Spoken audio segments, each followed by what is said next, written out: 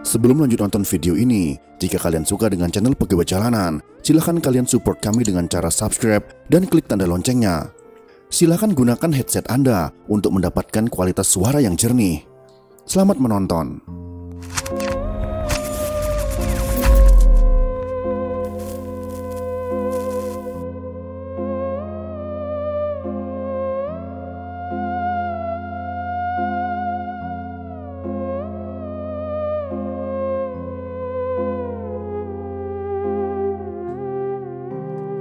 Saat itu Sumitro menyaksikan putra kebanggaannya dilantik sebagai komandan Kopassus dalam usia yang relatif muda, yaitu 44 tahun.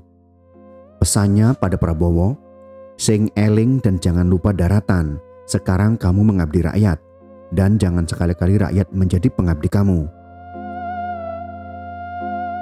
Menurut Sumitro yang gemar mengkritik ini, pesan tersebut serupa dengan pesan dari ayahnya, yaitu Margono, saat ia diangkat menjadi Menteri Perindustrian dan Perdagangan. Pengangkatan Prabowo ini sempat menjadi pro dan kontra, tetapi buru-buru para perwira tinggi mengoreksi embusan miring soal Prabowo, maka sejumlah fakta pun dibeberkan. Menurut para perwira tinggi, naiknya Prabowo ini ke kursi komandan Kopassus ini lantaran ia terbilang cemerlang selama menjadi prajurit. Contohnya adalah prestasinya saat bertugas di Timur Timur. Pasukan yang dipimpinnya memang mencapai beberapa kali sukses. Misalnya berhasil menembak Presiden Fretilin, yaitu Nicolau Lobato, dalam sebuah operasi khusus di Timur Timur pada tahun 1976 sampai dengan tahun 1978.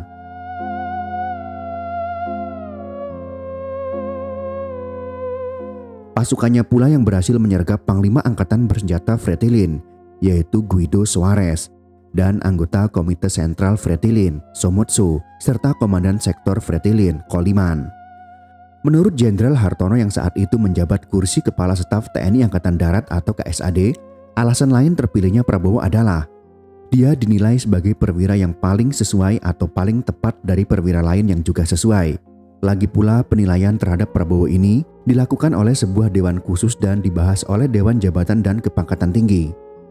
Saya tidak melebih-lebihkan, tapi kenyataan menunjukkan bahwa jabatan dan Kopassus dari semua calon yang ada dinilai paling tepat diserahkan kepada Prabowo. Menurutnya Prabowo memang figur paling ideal untuk menempati posisi strategis tersebut. Saya tidak bermaksud untuk melebih-lebihkan apa yang ada, tapi terus terang, dilihat dari kebutuhan saat ini dan masa datang, Prabowo adalah calon terbaik untuk jabatan Komandan Kopassus. Yang lain juga sesuai, tapi yang paling sesuai adalah Prabowo, kata Jenderal Hartono.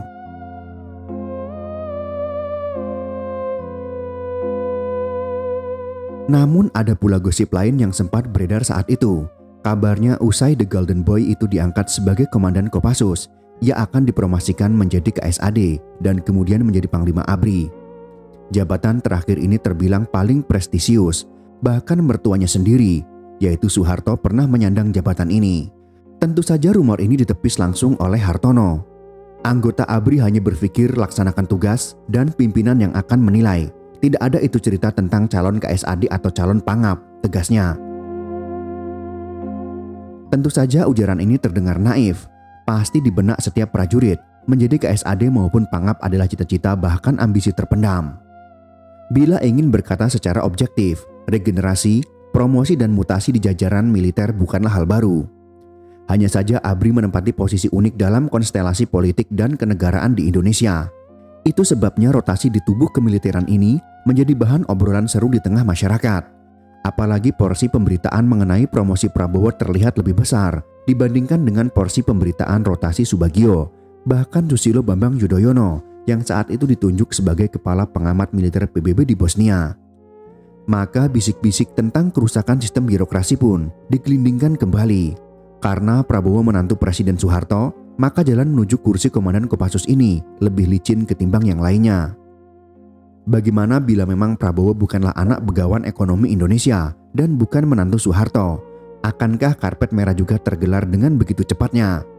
Bila ada yang berani berspekulasi mengenai hal ini, pasti hanya kasakusuk di belakang Prabowo saja.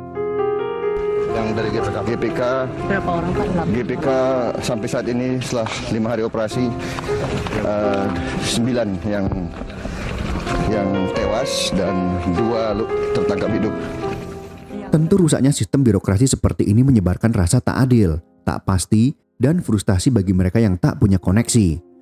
Maka bila Prabowo kemudian disiriki jajaran perwira tinggi ABRI, ya wajar saja. Tentu saja kebanyakan dari mereka tidak menyatakan perasaan hati mereka karena takut. Bahkan sempat beredar cerita saat Prabowo masih berpangkat kolonel. Umum diketahui ada perwira tinggi yang datang ke rumahnya seakan-akan menghadap. Birokrasi Indonesia yang sudah rusak sejak zaman Orde Baru berkuasa. Mumbulnya karir Prabowo yang begitu cepat tentu saja tak bisa dipisahkan dari kedudukannya sebagai menantu Soeharto. Sementara orang lain menggunakan jalan biasa, Prabowo dengan begitu gampang bak mengakses jalan tol. Tidak ada power game di ABRI, tepis Hartono menegaskan. Moncernya prestasi Prabowo dan tali temali status sebagai menantu Soeharto hanya ditanggapi dingin oleh Prabowo. Menurutnya tudingan itu wajar saja. Hartono kemudian mencontohkan Jenderal Colin Powell, peringkat keberapa dia bisa jadi pangap Amerika Serikat. Dia bekas sekretaris militer Bush waktu jadi wakil presiden. Jadi waktu Bush jadi presiden, dia jadi pangap. Bahwa saya punya akses kepada penguasa politik, saya sependapat. Tapi kan bukan hanya saya, paparnya. Kemudian Prabowo menjelaskan beragam prestasi yang berhasil diraihnya.